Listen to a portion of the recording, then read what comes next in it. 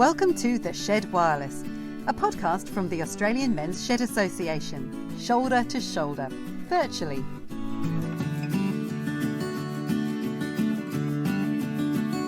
Yes, hello and welcome. I'm Aaron Kearney, your host and the Executive Officer of the Australian Men's Shed Association. David Helmers is with us as well. Hello, David. Hello, Aaron. How are you, mate? I'm very well, thank you. We don't muck about here on the Shed Wireless. We've only got the Governor-General of Australia on today. He's been a big supporter of the Men's Shed movement and of our organisation, and I believe there's a bit of history in this, Aaron, is that this is the first time the Governor-General's participated in a podcast, mate. History indeed, and he's actually quite proud of it. He is. He has been gloating about it in the media. He has, which we're more than happy for him to take a little bit of reflected glory from the magnificent Shed Wireless. No problem at all, Your Excellency. Also, we're going to go out and visit the Wellington Men's Shed in this episode, a shed I know you're well and truly familiar with. It is. It's a fantastic shed. I've been out there. I remember going out there many years ago when it was a little tiny shed after they set up after the Manly conference, and it's taken them many years, but it's a great story how they got two Lysart huts and joined them together, the old military huts, and they always told me the story that the day they put the roof on the shed, the average age was 70 on the roof.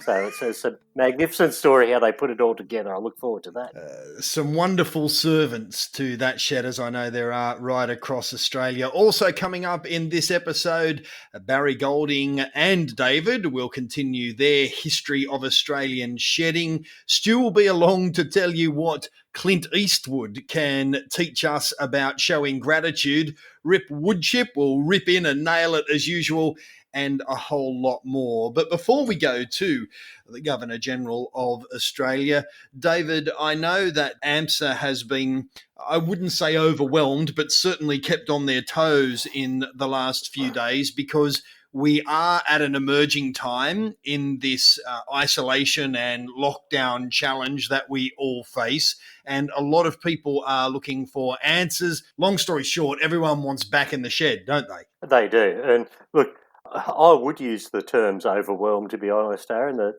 Yeah, right, fair enough. Flat out. Now, earlier this week, we sent out some notification to the sheds on the processes of reopening, and we're getting a lot of questions, people saying, can we open, can we not? As we've always said, as the Australian Men's Shed Association, we can't tell the sheds what to do. We provide more of a leadership role and advice to them. And look, there's lots of conflicting things out there, but basically what we're telling the sheds at the moment is first, for the committee to discuss what they want reopening, check with their state government regulations, and we've posted them out in numerous forms of communication so they can look there. And most importantly, then the next step is to contact the trustee or the owner of the shed. Most sheds in Australia are on third party property, such as Crown lands, council land, church land.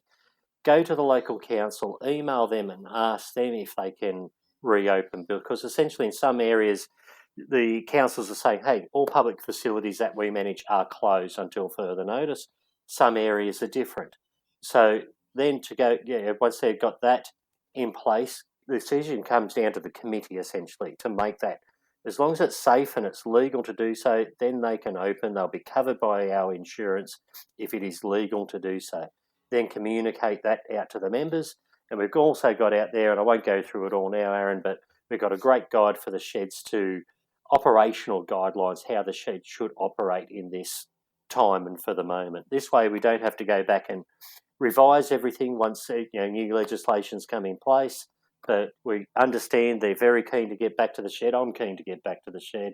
So these aren't our decisions. This is government legislation, and that's what they have to monitor. So look, if they've got any doubts in their minds at all, contact us or contact the COVID hotlines.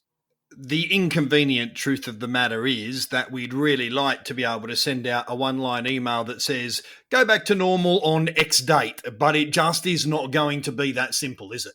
No, it's not going to be that simple, and it comes down to a lot of local regulation as well. So, going through their local councils or land trustees is probably the best bet as well. It's good advice, and as with all things that we do here on the Shed Wireless, we refer you to the AMSA website. It is a rich resource in any number of ways, and we encourage you to use it, whether it's just to catch up with some friends with the Men's Shed online, or whether it's to access important dispatches like the ones that David has just described. You really can't go wrong by spending a healthy amount of time in the company of the AMSA website. On that very note, we have a little bit of breaking news for the Shed Wireless as well this week, and that is that we have our very own email now. So you are able to get in contact with us directly. Is there someone interesting at your shed that we should be talking to? No worries. Drop us a line at our new email address. Would you like to feature in our Working in the Shed segment? That's a possibility. Drop us an email. Perhaps you would just like to hear us say hi to you and the other shedders in your neck of the woods here on the Shed Wireless. Perhaps there's a topic you would like us to kick around, whether it be related to health or whether you'd like to have a little bit of fun. Hell, if you've got some original music out there and you'd like to hear it on the Shed Wireless and you can give us all the appropriate permissions, email it by all means.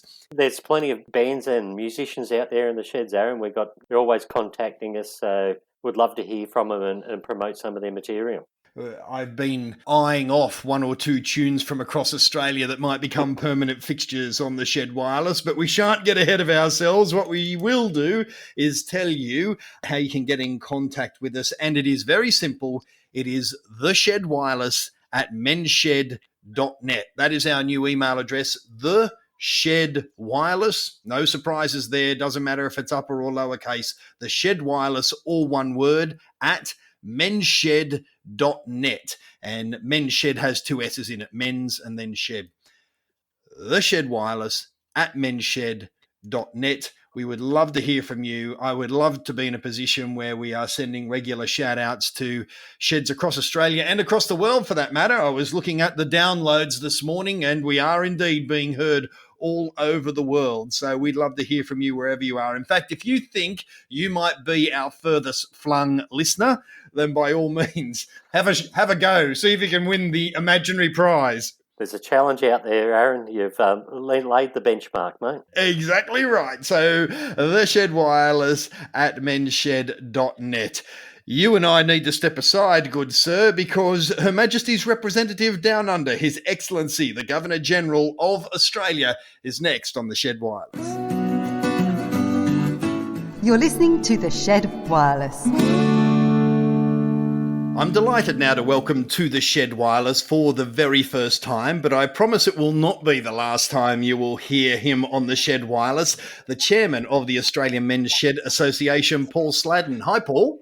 Good morning, Aaron. How are you? Very well, thank you. We will have a long and in-depth catch-up with you at some point on the Shed Wireless, but you're here in a formal chairman capacity. The reason we've asked you to join us is to welcome a special, indeed arguably the most special guest that one can have in Australia, Queen Elizabeth II's representative in this nation. The Australian Men's Shed Association is honoured to have as one of its patrons His Excellency General the Honourable David John Hurley, the Governor-General of the Commonwealth of Australia. Many of you are well aware of His Excellency's service, but after a long and distinguished 42-year military career, he served as Chief of the Defence Force and later the 38th Governor of New South Wales before being sworn in as Governor-General last year. An eventful year it has been since. Despite fulfilling this role at a definitive time in Australian history, he's been good enough to prioritise his role as AMSA patron, offering support and outreach. You may well have seen his video message on our website, and he's also given us some time today. So it is my honour to welcome to the Shed Wireless His Excellency, the Governor-General of the Commonwealth of Australia, General the Honourable David Hurley. Welcome. Well, Aaron and Paul, thank you very much. Delighted to join you both, and of course all those who will be listening. And thank you for the great work that the Men's Sheds does, and really looking forward to the conversation this morning. Thank you for making time for us this morning, Your Excellency. How are you and Her Excellency, Mrs. Hurley, doing during these challenging times? Well, Paul, we're physically well, so that hasn't been an issue, and because, like everyone else, we've been in the lockdown process, social distanced, and so on. So in that sense, we're well. I think in terms of our work, we could talk about that a bit further, but that's been a bit frustrating. But physically, we're well, and have been in contact with many Australians while we've been here. But looking forward to the opportunity to get out and about. On that, Your Excellency, how has it affected your ability to work? Because a large part of your role is meeting people in quite intimate ways. Yeah, Aaron, it's to say my diary or our diaries imploded. So, as you know, my job, apart from the constitutional issues, is all about engaging people, meeting people, and across Australia in their workplaces and wherever. So we haven't been able to do that, and that's my comment before about it being so frustrating. So, but we've, as they say in the movies, we've hit the phones and phoned many organisations. As a conversation I had with Paul a few weeks back, and doing video messages, video link-ups, Zoom meetings with school kids and so on. So we've tried to be as flexible and as adaptable as we can, and reasonably successful in doing that, but we are looking forward to getting out and about again. Yes, Excellency, I've certainly noticed you've been very busy on the social media front with your Facebook page and the many messages of support and encouragement you've been given to the to the Australian public in general, but also those various organisations of which you are the patron of. Is that something new for you with these with the social media, the new technology, or is it something you've always Paul, I must admit, it's nothing new. In defence, we will quite often be using video conferencing and all that sort of thing, so I understand the tools and how they're used. But it hasn't been such a big part of the way we've done business in the first 10 months or so in this appointment. But it will be much more integrated into what we do in the future. So that's one good tick that's come out of this, that we've, like I think most businesses and organisations in Australia, have been forced to rethink the use of technology. I've sort of likened it to being on a national experiment in flexible work arrangement. Indeed. Yes, we've certainly all had to learn how to be flexible in these times, and particularly with the sheds, it has been good to see the I suppose the IT literacy that has improved as a result of this, with people getting online and communicating, supporting each other through Zoom or Skype or other types of social media. So that has been a positive. I do think has come out of this. Well, they do say that necessity is the mother of invention, or in this case, of probably upgrading your skills and knowledge. But I've been very happy to see the way that the Men's Shed has used social media and the different platforms it provides to stay connected, because, as we all know, during this period over the last couple of months, staying connected has been absolutely important.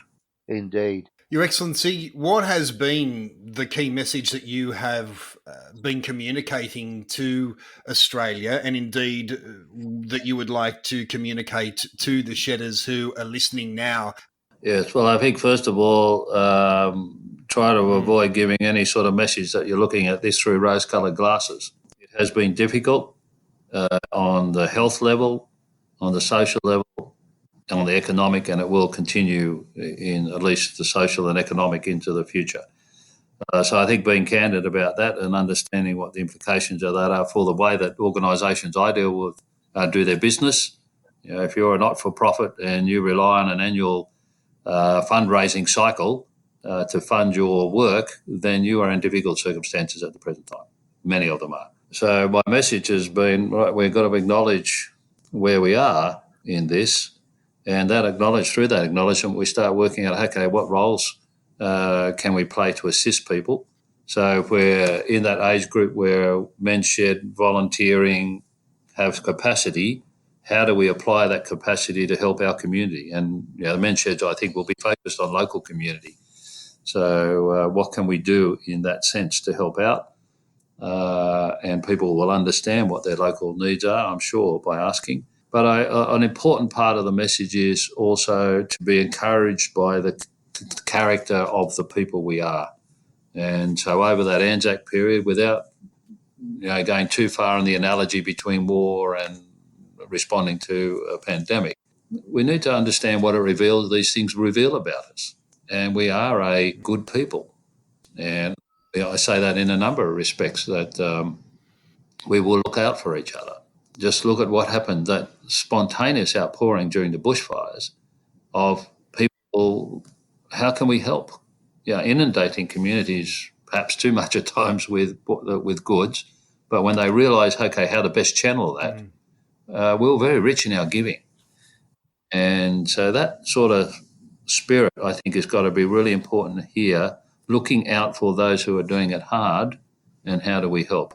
Because we'll have the national programs, we'll have the state programs, but it's that fine sense of what's happening at community level which is so important, so you can really direct what's going on to help people there. Yeah, certainly that's very true in terms of that local response and how sheds in particular are going to respond to the local needs once we are out of this. So just on the topic of the sheds, and as the patron, Your Excellency, just a few of your thoughts about your history and involvement with sheds and the value you see in men's sheds and the work they do. Yeah, I can't say that I was overly involved before I became the Governor of New South Wales. I was well aware of what they did and knew members of them. Some of my best friends were members of men's sheds. But once I had the opportunity to interact and build them into our program, I think inherently Linda and I understood the role they were playing. To help men connect with each other when they often go into retirement or they lose their partner and so on. There can be a sense of being lost. So coming back together with friends or meeting new friends in a social environment, but a constructive social environment. You've got a job to do, hands-on, thinking things through. I think that's absolutely critical. So there's that sort of inward benefit of it. And then, as we know, men's sheds, with the way they can produce things, can either gift or raise funds for communities by what they make, by what they repair, by helping out people who might be isolated by normal circumstances at home. Replacing items, helping them raise funds for items and so forth. So, the social value of men's sheds is just enormous. Every shed we've visited, and the people we've met they all have a smile on their face. They're making a constructive contribution back to community, and what they're doing is good for themselves internally. So, there's a lot of big pluses in the MedShed philosophy and the way it does its business. Your Excellency, a personal question, if I may. I'm fascinated by the arc of your life and your history. Yes, you are the Queen's representative in Australia, but you're the son of an Illawarra steel worker and your mum worked in a grocery store and you were a military man for a long time. There aren't many places in the world somebody from your background would necessarily rise to a position like the one that you now hold. It's almost trite to say, but we're a great country and there is opportunity here. It's not that you set out to do these things. Finished high school, I wanted to go to Sydney University to study archaeology. Why archaeology? I was just fascinated with it as a child, reading for gods and scholars and all these great, it just excited me, that whole idea of discovery and understanding how civilizations rose and grew and people do. Yeah. I realised at an early age early on that I probably couldn't afford to put myself through university. I'd been a school cadet for a couple of years. I was a Wear-a-Duntroon. I had a defence scholarship to assist with some costs in my last 2 years at school. So I decided to give the military a go, get a degree primarily. And if I didn't like it, I would leave. Well, 42 years later, I found the said sign here, you can go. So I just found that every time I thought my time was up in the Defence Force, I was offered another job or another experience that was, exciting. You could grow into it. So I enjoyed my career there. Of course, it had its ups and downs, but that's life. It just speaks to our country, though, that we say we're egalitarian. We are. We have our levels, as all societies do, but there's no barrier there. And in my case, you put your head down and keep working, and then someday someone taps you on the shoulder. I mean, both occasions when I became Governor of New South Wales and the Governor General, when I was asked, these were questions entirely out of the blue.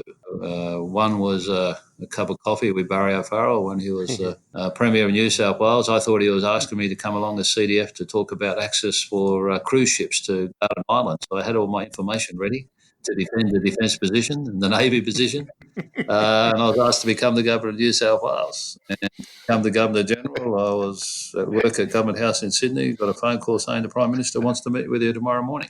That was the first I knew about it when he walked into my room and said, or office, and said, I want you to be the next Governor General.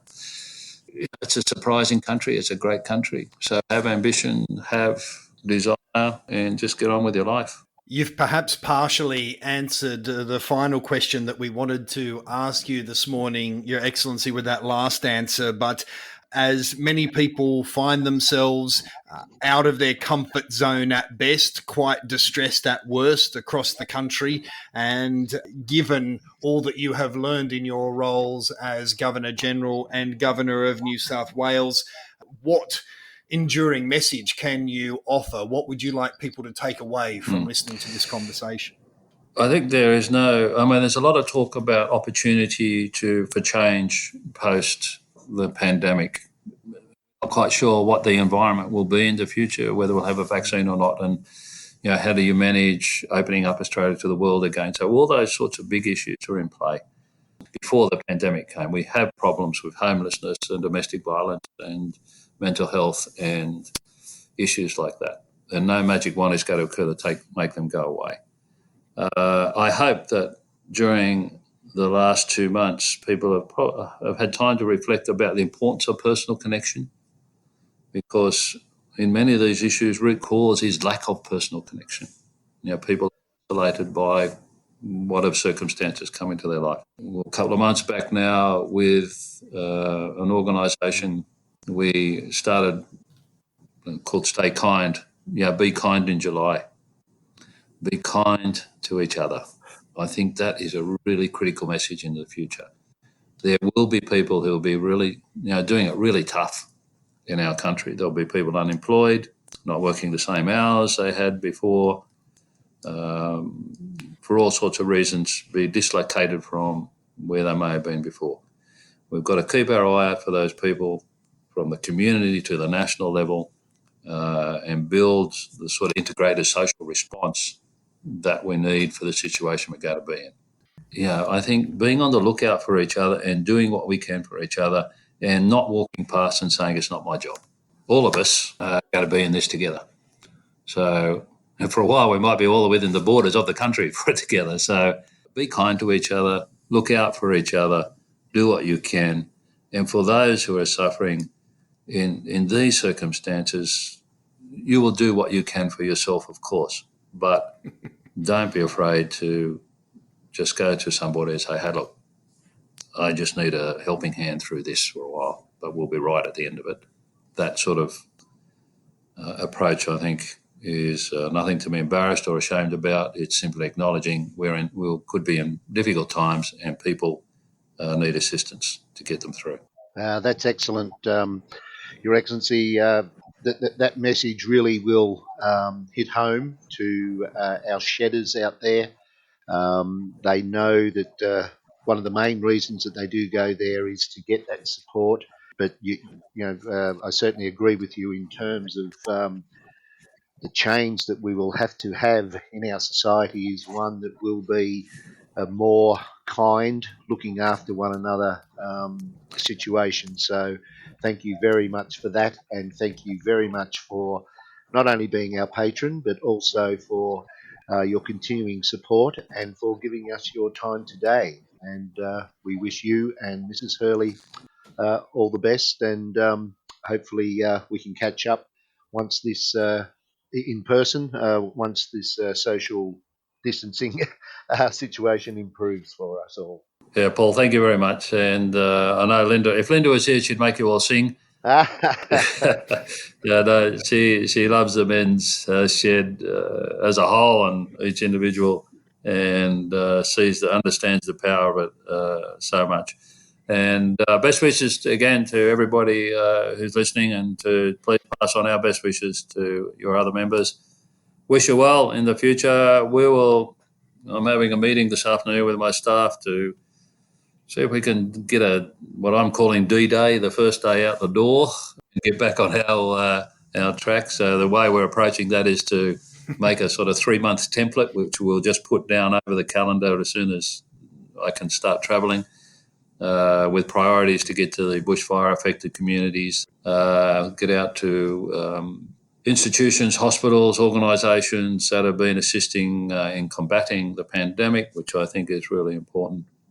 And then there'll be a number of themes we'll follow through that I think are going to be important over the next 6 to 12 months, like youth engagement and so forth, because I think the youngsters feel a bit disengaged. Not necessarily disengaged, probably the wrong word, but trying to understand the impact of what's happened in the last 2 months on their lives into the future, schooling, education, job opportunity and so forth. So important we get out to the youngsters and help them discuss, consider and get things into a right perspective. So a lot of work to be done. I think there's a couple of themes there that combine the be kind message and also understanding that everybody in their circumstance, whether it be one of our mates from the shed or whether it be our grandson or nephew who's lost his job or anything in between, these times to come together.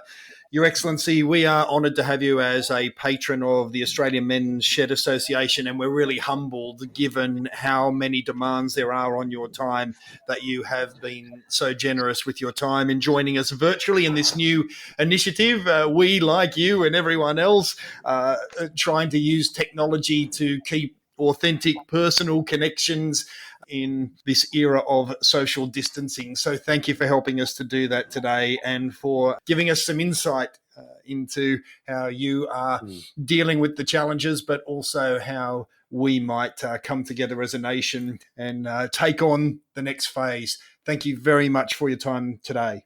Aaron, Paul, thank you very much. And as I said, best wishes to everyone out there. That is His Excellency, the Governor-General of the Commonwealth of Australia, General the Honourable David Hurley, and Paul Sladden, Chairman of the Australian Men's Shed Association. Thank you.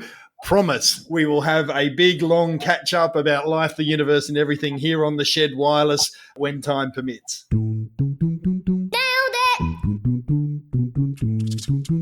Nailed it.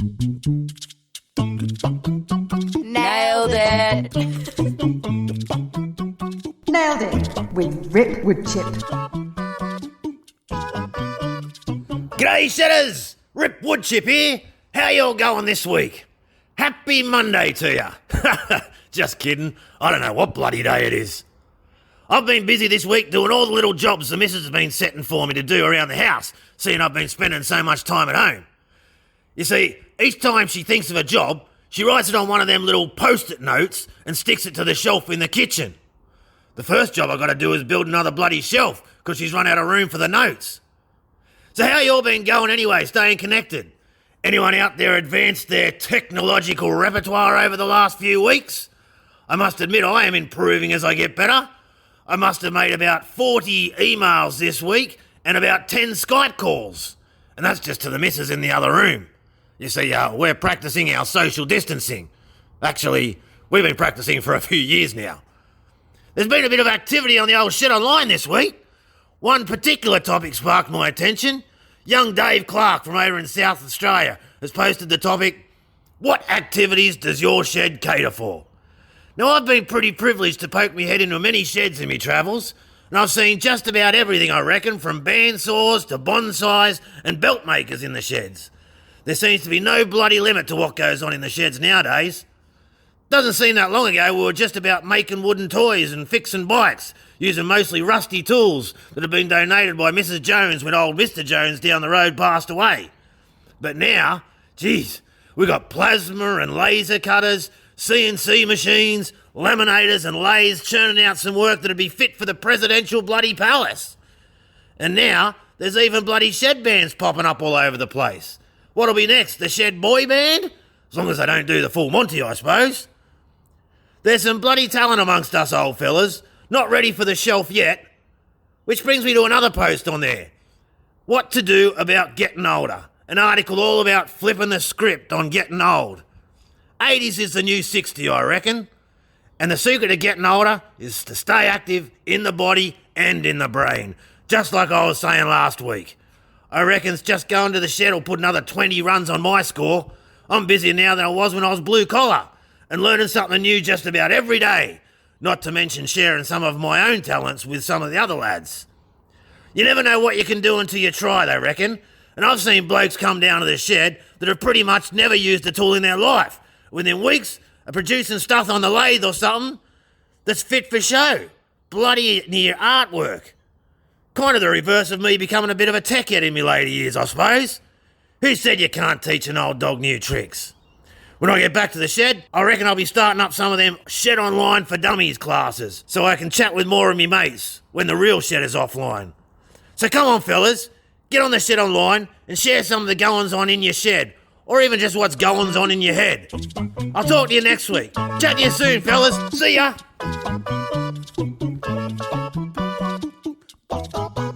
We've been exploring here on the Shed Wireless what it is about the men's shed concept that works so well. What made it become a global phenomenon? How has it evolved over time? And nobody in the world has looked more closely at those questions than Professor Barry Golding AM. Barry is, of course, a leading academic, but within the shed movement, he's patron of the Australian Men's Shed Association, inaugural chair of the International Men's Shed Organisation, and author of The Men's Shed Movement, the Company of Men. He was awarded the AMSA Ted Donnelly Award in 2013 for an outstanding contribution to the men's shed movement. And today, after we have traversed the somewhat controversial territory of the early sheds and how they popped up like mushrooms in various locations, how did they go from, I guess, individual or isolated pursuits into something of a movement? Let's hear what Barry has to say about that. I think by around 2005, there was enough sheds around the place in very diverse places for people to realise that something was going on and that they needed to sort of somehow bring it together. I would put my thought is that the real interesting spark was and the genius was Gary Green, who was a health worker in Orbost in rural Victoria, decided to organise a men's sheds conference, which seemed wacky because no one really knew what they were in government, and Gary Green basically organised this quite stunning little conference through the Orbost Men's Shed. It was held in Lakes Entrance, and I think a number of people who've been scratching around in sheds, including myself, and I think Ted Donnelly was there, and a few others. The guy from Manningham Men's Shed was there, Orbost Men's Shed. That they came across. So there was around 60 people there.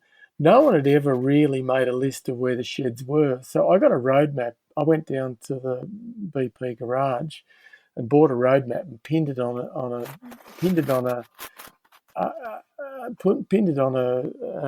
wall, and bought a packet of pins and said, if you know where a shed is, put a pin in the map. And very quickly I said, put in on all the sheds you know. And we ended up with more sheds than anyone really knew existed. I think there were maybe 30 by that stage. Some of the earliest ones were in, like Lane Cove in New South Wales, opened in 98. Some had opened in Adelaide, in Port Augusta and Aldgate in 99. Manningham and Orbost opened in 2000. There were a whole range of sheds opened in 2001, mainly in South Australia. But by 2005, there was enough sheds to have a conference. And at that conference, people talked about what was going on. And after that conference, I set up a database, which I shared with everybody who had a shed, so they knew where their shed fitted in. And as new sheds were created, I updated the database and just kept circulating it. I ended up handing that over to the Victorian Men's Sheds Association and later the Australian Men's Sheds Association when it formed in 2007.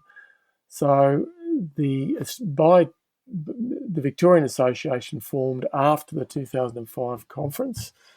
And I think shortly afterwards, David, if I'm right, the Australian Men's Sheds Association formed and got the national conference together in 2007. But you might be better at telling that story. Yeah, look, I think when it comes to the formation, both associations were formed as legal entities in 2007. I know, all of them were spoken about and discussed much earlier than that. But the actual formation of them as legal entities didn't come about to 2007, and that kind of leads us back to the Manly Conference. And the Manly Conference was organised with Lane Cove Men's Shed and Uniting Care in Sydney. But going back to that, Barry, what do you think was the biggest outcome of the Manly Conference? I know it was the first gathering we had where we had a massive people. I've still got the photo there with a couple of hundred blokes standing out front of that huge palace of a building that it was on a North Head there in Sydney. It was very spectacular. But what do you think really came out of that event? I think two things. One was, and this is really important, I think that conference generated a huge amount of media. People were fascinated with men's sheds, newspapers, TV programs, the coverage that conference got. People have been the genie had popped out of the bottle, almost 9 years before, but it really hadn't captured the attention of the media. And the other thing, of course, I think a number of, and you and others had strategically invited members of government along, and there were also a number of researchers, including myself. And I think what came together was media. Also what came together was evidence. We had evidence that it worked. I did the national study of men's sheds across Australia through the National Centre for Vocational Education Research in 2007, and we launched that at the Manning Med Shed in Melbourne, and that became, ironically, one of the most downloaded reports for the National Centre for Vocational Education Research, even though it had nothing to do with vocational education research. They were quite peeved that this obscure report was the one that people really wanted. It had nothing to do with jobs much, and it had nothing to do with sheds becoming training centres. But what it had a lot to do with, it showed that nationally there was evidence of impact. And I think that's what the Manly program, Manly conference showed. It showed that we had numbers. It showed that we had evidence. It showed we had government supports. And it also showed that we were united as a movement.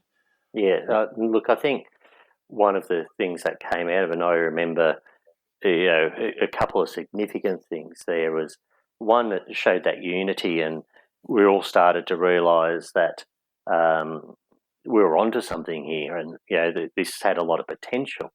I also remember, from an operational perspective, back at Manly, and I was in the position then where I was, a paid coordinator by Catholic Care in Newcastle for the Lake Macquarie window shed project, and that seemed to be the modelling that everybody was aspiring to. But there was also a group of us there that thought that is totally unsustainable. Looking at the expenses and the money that was required to employ coordinators for each shed was completely unobtainable. And that's where Ted Donnelly and Gary Green and a few others, got involved in discussions there about, okay, well, let's try and centralise it. There were a lot of people duplicating the work out there, and I think it really laid the foundations of what AMSA was to become, many years later, or a few years later after that. Yes. Is that central information sharing? Why reinvent the wheel each time? Yep. But also, I remember very fondly at that conference, Barry, a little phrase you may have said which struck a nerve with a lot of people. And you know where I'm about to go with this one, is you quite famously said there, men don't talk face to face, they talk shoulder to shoulder, which become the motto of not just the Australian Men's Shed Association, but men's sheds around the world. And that's been quoted many times and misquoted many times, but can you tell us just how that came about, a bit of the backstory on that one? Yes, well, I was, as you know, I said it.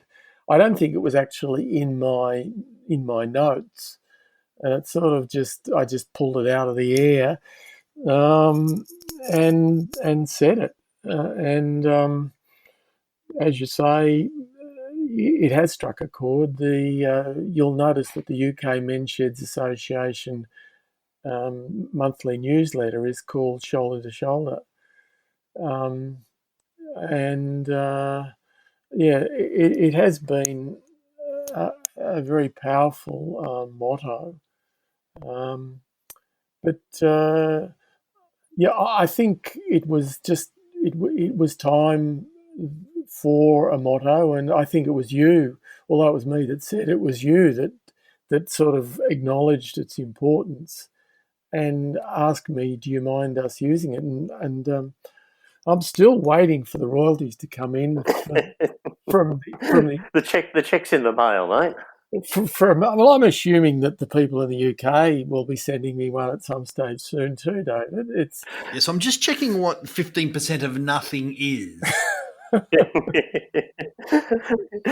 Look, I'm just delighted that it's gone somewhere, and that all of that work. And I've said before, and you and I have done a fair bit, David, but we didn't create this thing. We've climbed onto the back of an already galloping tiger. Oh, very, very, very much so, Barry. I still remember at Manly when I got involved and first started. I'd spoken with Ted and met Ted prior to the event, of course, but when was starting to put the foundations of AMSA together, I had a few ideas, and it worked previously with an association, and I famously said to Ted, I'm happy to help you out, give you a hand. I think there's a lot of merit in this. But there's only, I think I had 6 months left at that stage on my employment contract of a 12-month contract. And I said to Ted, I'm happy to help out, to Ted and Gary, but after my contract runs out, I'm going back to a real job. Yep. And now I look back on that and think, that was, 13 odd years ago, and it's still going. So I still haven't found that real job. I think it's important for you and I to acknowledge that a lot of the people who started this are no longer with us. I mean, Yes. if you do the demographics, it started around 20 years ago. Some of those men were in their late 60s, early 70s. If they're still alive, they're in their mid 80s to mid 90s, or they're very unwell. And I just think that just acknowledging the people who did the hard yards, because a lot of people thought that men's sheds were sort of, fairies at the bottom of the garden. And there was resistance to this from some academics. A lot of professionals thought that they could fix the world on their own. There were some women who, for a range of good and bad reasons, objected to some sorts of men's sheds. There were turf wars, as you will remember well, between states and the national organisation. So it's never going to be simple, and in the end, because you're dealing in the end with autonomous, different individual sheds, it's like, and this is one of the challenges, I guess, for AMSA that you know very well. It's like herding cats.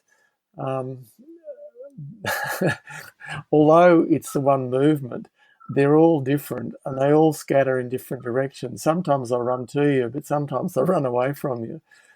And organising a random group of older blokes through organisations which are changing and evolving and changing leadership and sometimes moving on and sometimes going under and sometimes being reborn must be a very difficult task. And that's where we'll pause. Next time, we will explore how the Australian men's shed movement became a global men's shed movement.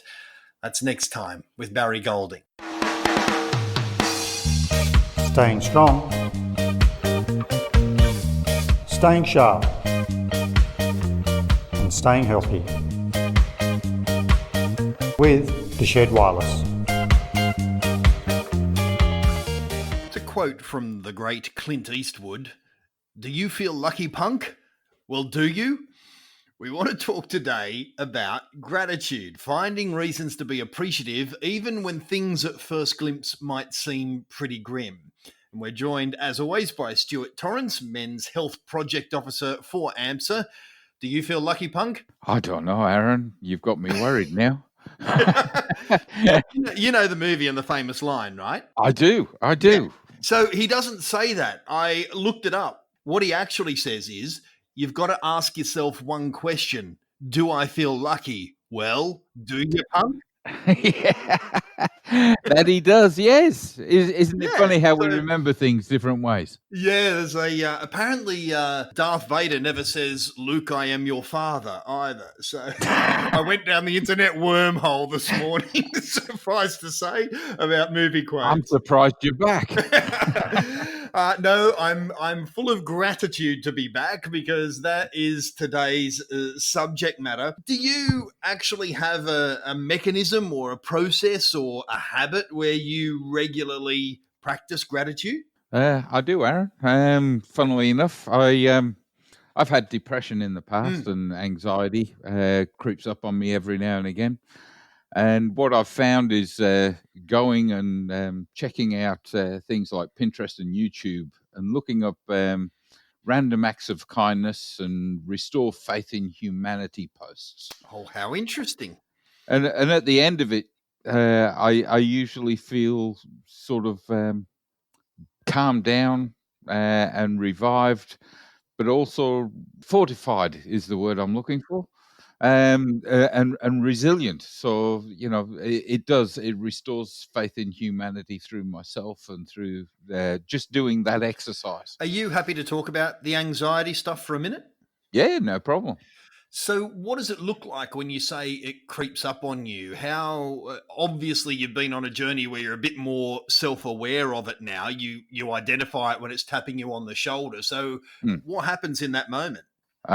It comes out of nowhere, and it can be for absolutely no reason. Sitting in traffic, walking down the road. I walked into. I went shopping in the United States into a store called the Big Bass, and uh, funnily enough, I thought that would be a fantastic experience. As I walked through the door, I had this overwhelming anxiety attack at all the things that I had to look at, all the things that had possibility of purchase, and I literally had to go outside of the shop and sit down by a little. They had a creek and a water wheel sort of all set up outside, and that was rather calming. I needed to grasp that moment and sit down on that park bench and just recapture my breath, listen to my breathing, and restore myself back to normality. And then I could go in and shop to my heart's content. Yeah.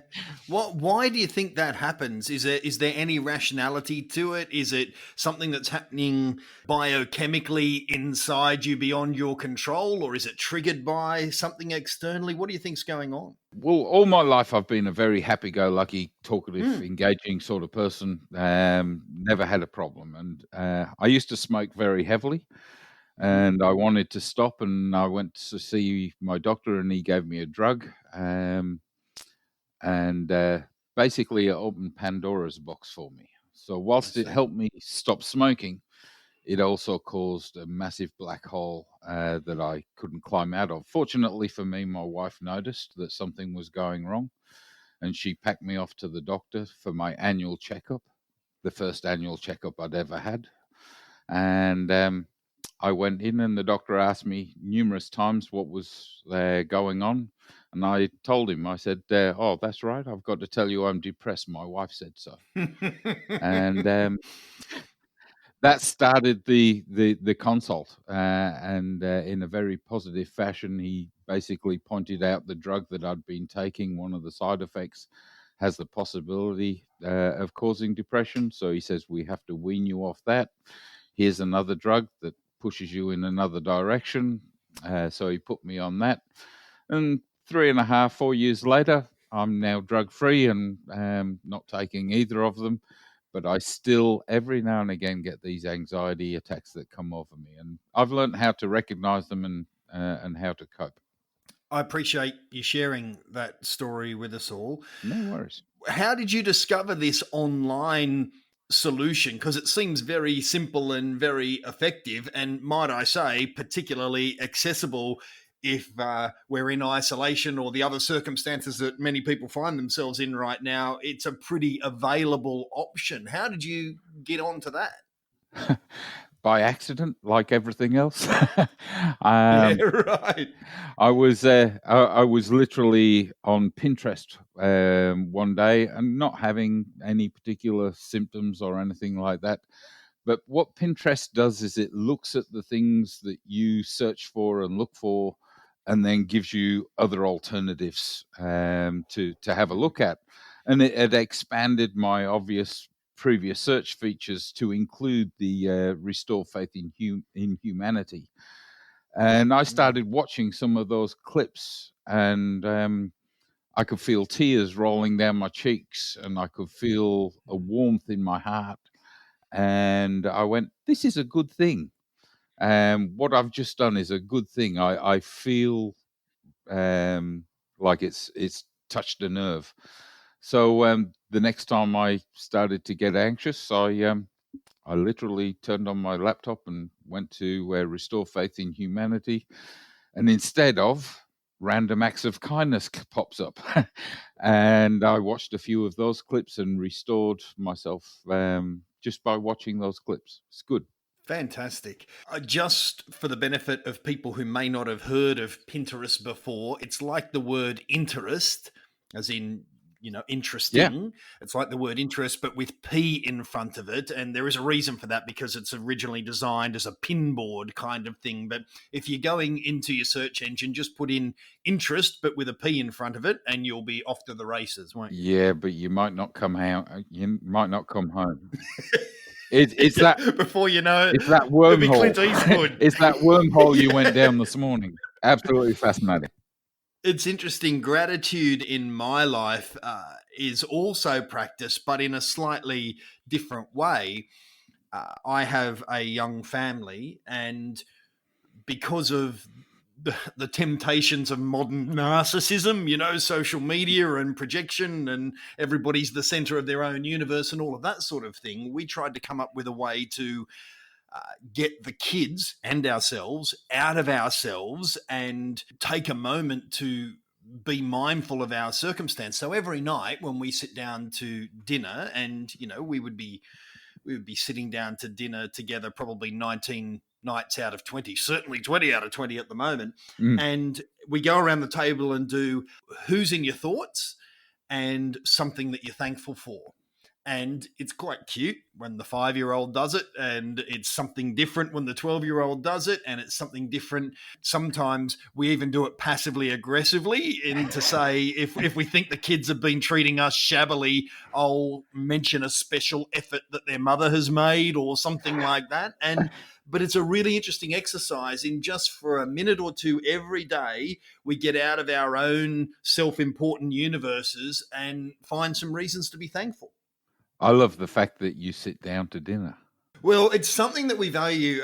Again, in my previous life, before we were all nailed to the floor, I used to travel a great deal overseas for my work. And so those times around the table were really precious. But I just know that they were formative in my childhood, and we're trying to do the same thing for our kids. And again, that in itself is something to be thankful for, right? Absolutely. We've only just started to sit down again.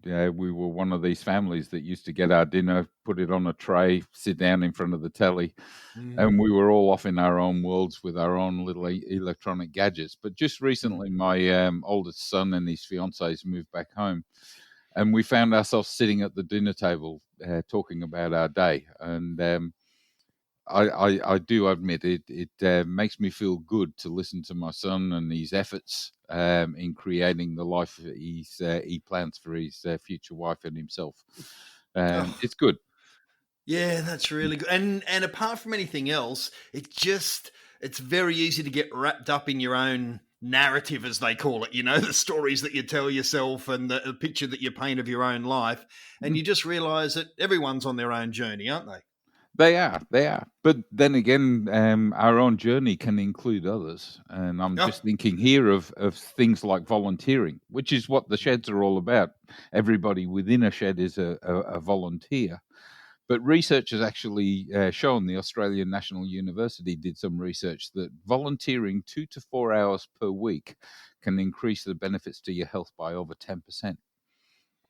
That's an incredible difference when you consider things like anxiety, depression, but even heart disease and digestion are all affected by our volunteering. And then I start to think of the outpouring of generosity in times of drought, fires, floods, and even just now in the COVID-19. What our first responders are doing for us, unselfishly giving. And you see the outpouring of pride that people have in these people doing so much for us. And it's one of those counterintuitive lessons that can take a whole lifetime to learn, and that is sometimes the best way to get something is to give something. Oh, absolutely. Yeah, you definitely, every time you give, you receive selfishly inside. I don't know whether it's an ego thing, whether it's a pride thing, but it does you the world of good, that warm glow that you get just by doing that little bit of something, even a kind word, an encouragement to somebody. There was a research done in the past about encouraging words for children, and counterintuitively, the negative words that are placed into children can have the opposite effect. So it's very clear that being kind, encouraging, and generous has its benefits to our health. It's no coincidence that every time we catch up, I feel a little happier at the end than I did at the beginning. Thank you for sharing your thoughts with us today and for giving us a few ideas about how we can practice gratitude and, I guess, count our blessings. I mean, look, honestly, Stuart, one of the things at the moment, when you see how some of the rest of the world is trying to deal with the current crisis, you can't help but count your blessings that we live in this country, apart from anything else, can you? Actually, that's one of the things my mother used to say to me. Count your blessings, Stuart. Name them one by one. Noticing your surroundings, taking time to reflect, to listen to your own breath, but looking for the good that's out there will overcome all sorts of negative situations, but also stand you in good stead for your health. I'm grateful that you are a part of the Shed Wireless. We'll talk to you again soon. Thanks, Stuart. Champion Aaron. Take care. Stuart Torrance, Men's Health Officer for AMSA. Now on the Shed Wireless, let's see who's working in the shed. To find out who's working in the shed this episode, we're going to head into Western New South Wales and the Wellington Men's Shed, where we find the inaugural chairman, now retired, Gary Hayes. Hi, Gary. Hi, Aaron. How are you doing? Great, thank you, and we appreciate you being on the Shed Wireless. Tell us about the genesis of the Wellington Men's Shed. Well, it started with a group of women, actually. Well, not the shed, but it started with a thought bubble from a group of women that were involved in craft work out in the West, and they said, there's plenty for women, but not much for men. And can you do something? And at that time, we were just, my wife and I were just retiring, and there was something on the TV about men's sheds, and that there was going to be a conference at Manly. And that was in 2007.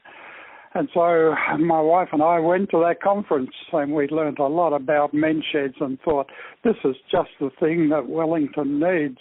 And we discovered another guy who we didn't know was at that conference from Wellington, and together with another man, we set up a committee, or we were the committee, and we decided that we would get a men's shed up and going. And that's what we did. It took us about 12 months, and we put a few things together, quite a few things together. And one of the things that come out of the conference was men's sheds were about healthy men. And we wanted a place that was uplifting for men. That's what came out of the conference. And so we decided to set about getting it going with that in mind. I'd like to talk a little more about that in a moment, but before we do, what do you remember of what was involved in setting up the shed process? Because it's pretty well established with 1,100 of them around Australia now, but that wasn't the case back then. No, we did register with AMSA at the time, and our number is 243. So we were 243 sheds, 246 at that time. So we were one of the early sheds, I guess, in the men's shed movement. And, we took on board everything that they could offer us at that time, which was obviously limited to what it is today. Why do you think the Wellington's Men's Shed has succeeded? What works about it? Well, in those early days, we set about building good foundations, and we put together some things like we need to treat people how we'd like to be treated, and that's fairly common. and there was respect and support and care and encouragement, and we thought this would be a good, healthy activity. We also brought into that generosity. One of the early things that when we first started or commenced, we needed a project to do, and we took on a project of building wheelchairs for kids that have had their legs blown off in Uganda, and that was something Rotary and Surfers Paradise were doing, and we took it on, and it was going to cost us $1,000, and we didn't have that money. And our community got behind what we were doing, and the men soon learned what it was like to be generous, because people were generous back to us, and that project was one of the first things that we did. And I guess we learned a biblical proverb from Solomon: it is better to give than to receive. And that's something that's been part of our foundation right down through our 12 years of existence. It's better to give, because we have received so much back, and not even asking for it. It's just come back to us in an amazing way. Philosophies like that, though, are easy to say and hard to live. How have you maintained a positive culture there? Well, we don't preach it, we live it, and I guess that's what it's all about. Is that it's just something that you practice and you do, and you say, see, in our very early days, a group said to us, "We've got a spare Toyota bus. Would you like the bus?" And we said, "Oh yeah, we'd love a bus. What are we going to do with a bus?" And part of our program is to have days out, and we've had close to 70 different activities we've done on the bus, and going to places of interest, and particularly to other men's sheds. We go to other men's sheds and find out what they're doing, and we learn a lot from them. And so the generosity of that bus, and then that went into the bus was really too small. It was a coaster bus. It was always chock-a-block full, and a couple from Yass asked us if we would like a bigger bus, and we got a bigger bus given to us that had 29 seats. And so we had that, and we outgrew that, and that couple ended up giving us another bus, a Vario bus, a Mercedes bus, and that has 35 seats, and we have that bus today, and we sold the others, and we have this Vario bus, which is, we just have a fantastic time out in the bus, and we're able to use it to help others. On one particular occasion, I remember there was bushfires in Coonabarabran, and our men said we could go and help somebody build their fences, and the men went to Coonabarabran. 27 of them went to Coonabarabran and built a couple of kilometres of fences for that farmer, and he was overwhelmed. Our guys were overwhelmed, and so it's those sorts of things that happen that build our men's shed into what it is today, and we've found down over the years that generosity of others has just been amazing to us, and we have a complex today that we own our own land, and we have a 600 square metre building on it that was given to us. The buildings were army buildings and given to us by the government, and they were just amazing. They were new buildings going to go to Vietnam and never did. And they were still in their boxes, brand new and about 55 years old. And our men took them on board and built our own sheds. And so that's been that culture of our shed, and it's just the guys still are involved in all those sorts of things today. So I haven't been inside your shed, but I've had second-hand reports. It's quite the experience because of the history of those buildings, right? Exactly, and the community got behind us to help us put it together. We didn't have the money to buy the land. We didn't have the money to put things together, but in amazing ways. For instance, an example was we were raising money. We had a big garage sale one day. It was an enormous garage sale, and we raised $6,000 from that sale. But through the day, a guy come in and he said, I don't want to buy anything. He said, but can I make a donation? And the guy that he was talking to, he said, yeah. And he gave him an envelope, and the guy handed the envelope in. And at the end of the day, when we're counting the money, what's this envelope? And they said, somebody said they make a donation. And so I opened the envelope, and there was a check for $10,000. Yeah, wow. And so we made $16,000 that day. And 10 of them were in one envelope. Yeah. And who is this guy? And a couple of the guys said, he's an old bachelor. He lives on his own. He's got a property out of town somewhere, and nobody knew much about him. But he's a member of our shed today. That's fantastic. What is the mix of blokes you've got at your shed? Oh, the mix of blokes.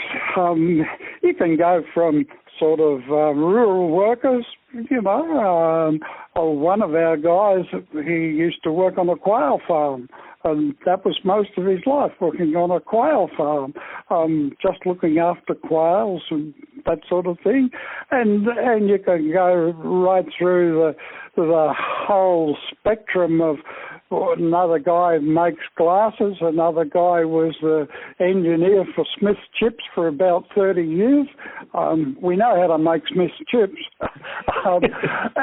We have right up to the top guy, well, not the top guy, we treat everybody the same, but his name's Sir Robert, and he was a Chief Justice, and he's just treated as one of the men, and so they're all treated the same. Doesn't matter where they come from. There's obviously a number of retired farmers, and there's others that have retired from Sydney and wanted a different lifestyle in the country. And so we just have a great variety of men that all get on well together. What about for yourself? You were involved from the start. I understand you held a number of senior positions for close to a decade there, including chairman, but your health has limited your involvement lately? Yes, it has, and sadly, but that's okay. I have to accept that's my situation, and I had to stand down, and I did withdraw from the committee. We've got a very good committee that's been, most of them have been on it from the inception, and the support of the men, we encourage one another, we help one another in every aspect that we can, and that all comes back out of the foundations that were laid. My situation is that I just enjoy going and having morning tea.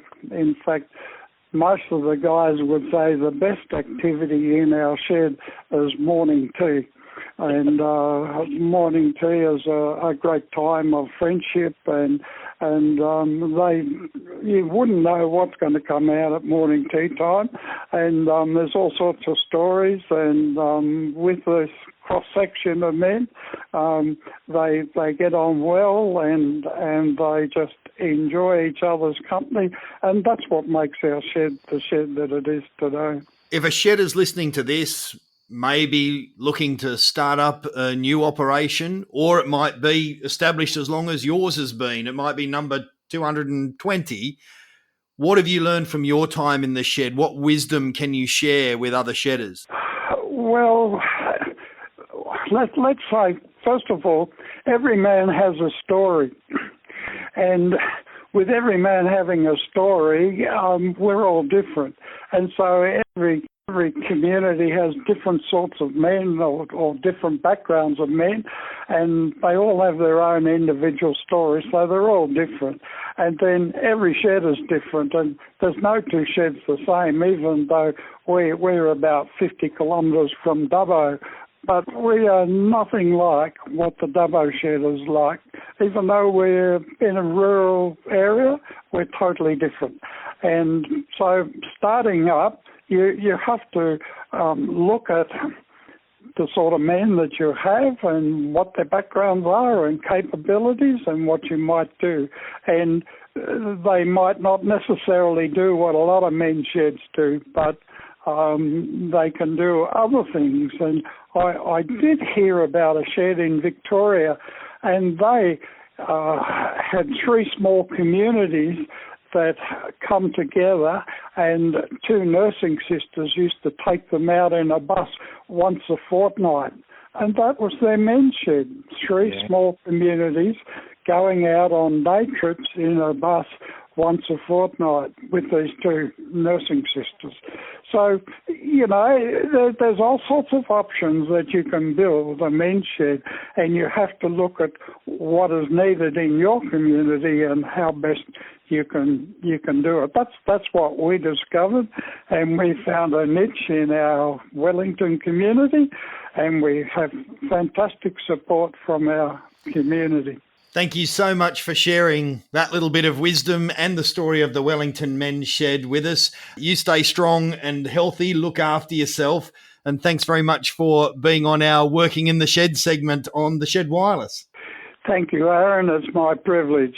And we just trust that men's sheds across Australia will continue to do the good work that they do in the communities that they're involved in. Wellington has been very lucky to have him, inaugural chairman of the Wellington Men's Shed, Gary Hayes there, talking you through what goes on in that neck of the woods. What goes on in your neck of the woods? You can email us, and you can do what Gary just did. Tell us all about what's going on in your shed and share it with people right across Australia and indeed around the world.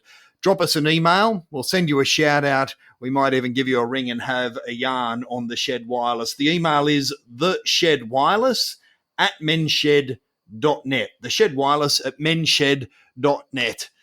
That's working in the shed. You're listening to The Shed Wireless. And that is where we will pull the door closed and put on the padlock for this episode of The Shed Wireless. Except, of course, you can listen to us as many times and as often as you like. Go back and listen to the first couple of episodes as well. And now, David, you can interact with us on the email as well. That's right. And look, we'll be posting that address in our newsletters and on the website, and direct links to be able to send an email to us. So look, as again we stated in the beginning, please get in touch with us and let us know your thoughts and any ideas you have for content for the program. And just a holler. It's great to be able to address you by name, mention your shed on the Shed Wireless, and get that sense that we're all in this together, as indeed we are. So, as David said, you can find it on the website by all means, or here it is if you want to scribble it down, the Shed Wireless at menshed.net. I'm Aaron, he's David, but you can just address it to the Shed Wireless, and we would really love to hear your correspondence. If you are already receiving us via the streaming services, well then, well done you. It means that you don't have to remember that at 2:00 on a Thursday, a new episode goes live. You can go straight to the website from 2:00 any Thursday, and you will see a fresh episode has been posted. And that's just at the Men's Shed Online. While you're there, why don't you have a play around and talk to a few of your mates via the Shed Online mechanism that is created there. I, for example, was talking to a shedder this week whose daughter had swung by because there's been some slight relaxation in the contact rules. And so his daughter had swung by and set him up in the Men's Shed Online and also with a podcast stream. So you can get it through the website, but you have to remember to go there. If you don't want to remember, or you'd find that challenging and you just want it to turn up on your phone or your iPad or your computer, then that's easy done. We're available through iTunes, Spotify, YouTube, Red Circle, any of those podcast apps or download platforms that you use. You just type in The Shed Wireless and it will come up.